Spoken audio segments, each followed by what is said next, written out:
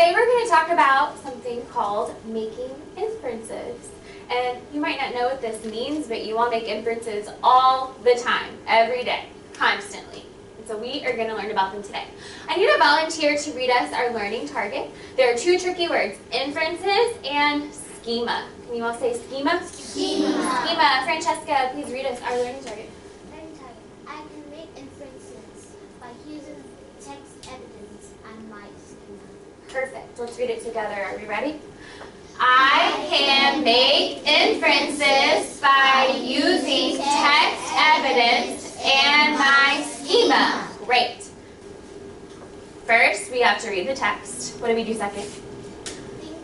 Aaliyah? Think about what I already know by using my schema. Good. And we put them together to do what, Darren? Put the text and the schema together to make an inference. Inference. Great. Are you ready to make an inference right now? Okay. So I'm going to read you a text. I want you to think about what you already know. Okay? So put it together to make an inference.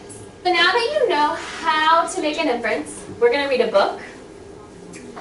And we are going to make so many inferences as we read because good readers make inferences. Why do you think good readers make inferences? Eden? Because usually authors make their books like asking questions and stuff, and so the readers might not understand, so they should think about what they mean. Yeah. So sometimes readers might not understand what the author's saying, so they might have to think about what the author's saying. Does making an inference help you to better understand what you're reading? Yes. Yes. This is a picture of the book we're reading, A Brave Girl from Pakistan, written by Jeanette Winter. But this is a real-life picture of her. So what does it already tell us about the book? It's real life. It's a real story. So since there's a photograph of her, we know that this must be a real person. A brave girl from Pakistan. Here is Pakistan on the map. Okay? It's in the continent of Asia. It's right next to India. Okay? So this is where she's from.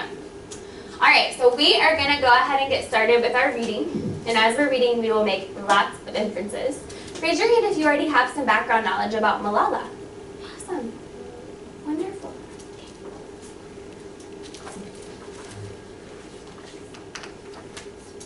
Who is Malala?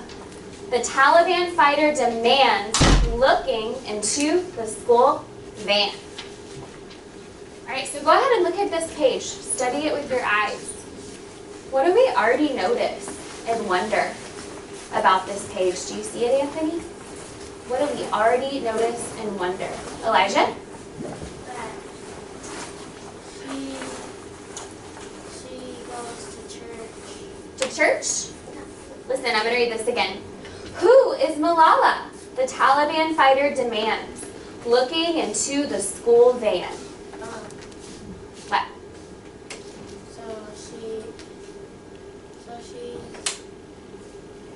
Right here by Summer.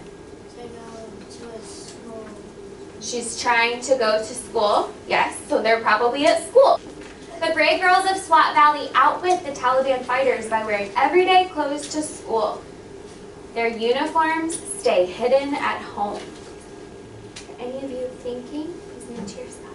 Are any of you thinking and making inferences in your head right now about why the girls would not wear uniforms to school? So here's my question. Why would wearing everyday clothing to school trick the Taliban fighters? So here's our text evidence that we just read. Why would doing that trick the Taliban fighters? Turn and talk, knee to knee, heart to heart, eye to eye. Use your schema. Use the text evidence to share. Why would wearing everyday clothing trick the Taliban fighters? Why would it trick them? Eli, what are you thinking?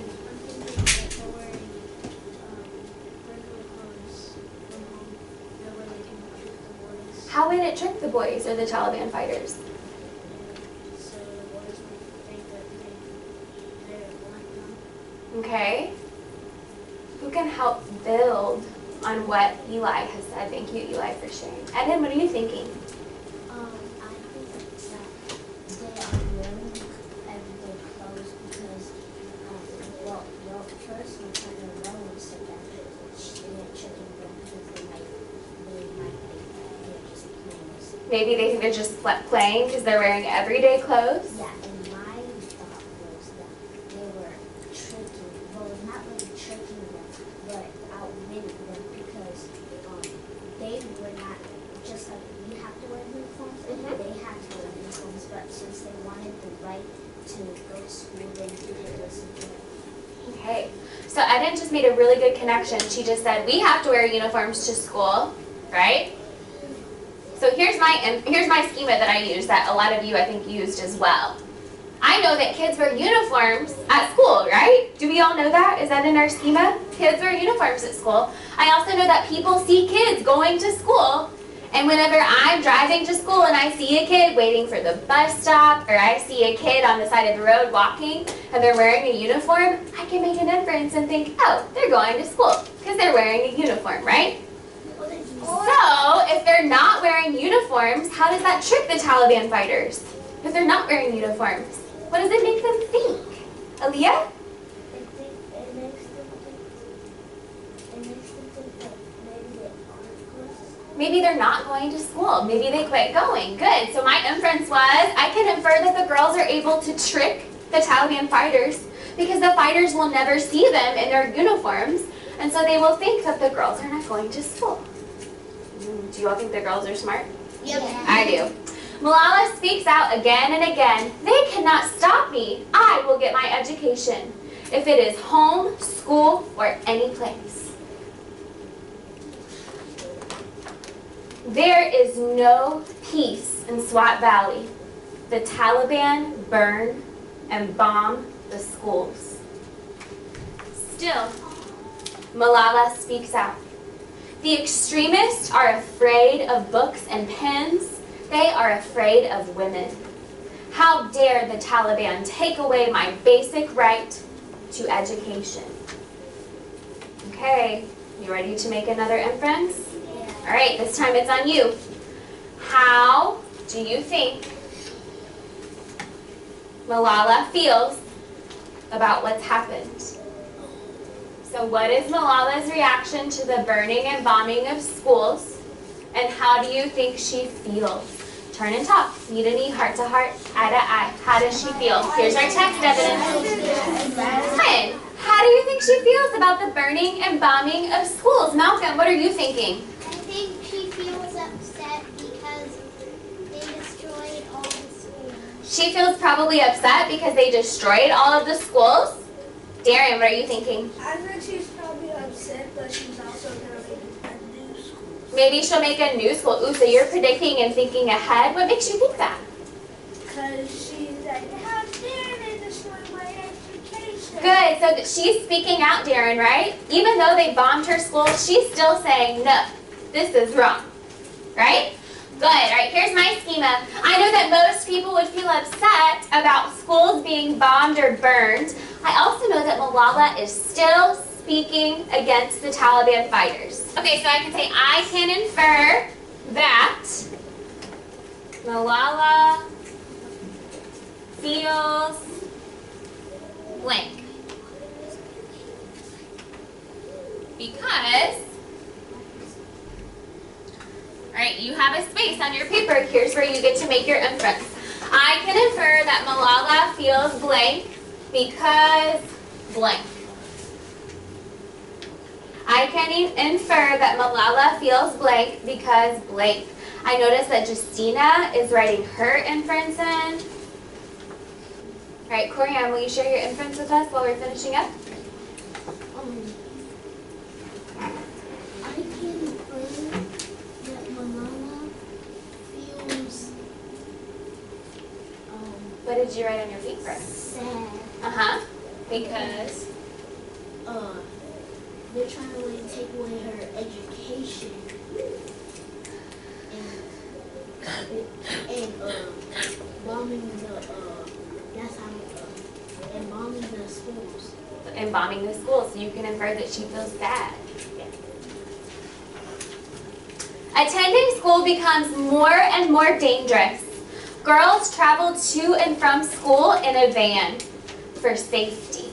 Until one day, a Taliban fighter stops the van, looks inside, and demands, "Who is Malala?" Speak up, otherwise I will shoot you all. He shoots Malala. Okay? All right. So I want you to turn and talk to your partner. And here's the question I want us to answer. How did the Taliban fighter know who Malala was? You have to make an inference because it doesn't tell us. Justina, what do you think? Maybe he knew who she was because she kind of like maybe raised her hand and said, I am Malala. Oh. Stood up Ooh. because she wasn't afraid to talk out before some punishment. Can we give her 2 snaps and an oh yeah? Oh yeah! She just made an excellent inference. She said, I think Malala stood up and said, I'm Malala. Because we know that she has spoken up all throughout the story, right? Good. That could have happened. We got to move on. But here was my schema. I know that a very brave person might say, don't shoot them. I'm the one you are looking for. Okay? So my inference was very similar to Justina's inference in that Malala has shown us all throughout the story what a strong, brave person she is. Okay? And thank you. Will you leave that on my desk for me? She showed us how brave she is, and that shows me that she probably would say, don't shoot them, don't hurt them, I'm Malala. So go ahead and make your inference. This is the last inference we're going to make. I can infer they knew who Malala was because,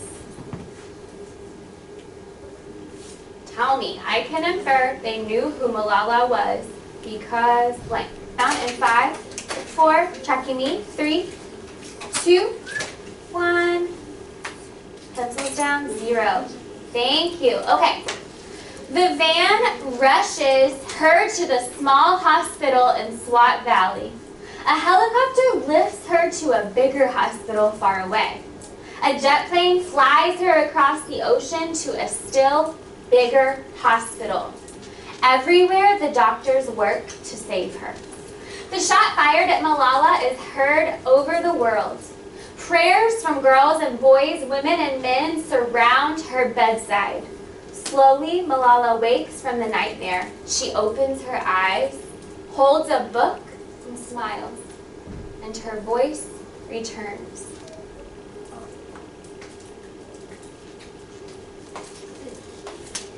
On Malala's 16th birthday, before world leaders, she speaks out again, stronger than before. They thought that bullets would silence us, but they failed. One child, one teacher, one book, one pen can change the world. The world hears the voice of this brave girl from Pakistan and listens. Did the Taliban get what they wanted? No. No. All right, I have one more question for you. Who is Malala? We just made so many inferences with this book, so we probably know now. Turn and talk, knee to knee, heart to heart, eye to eye.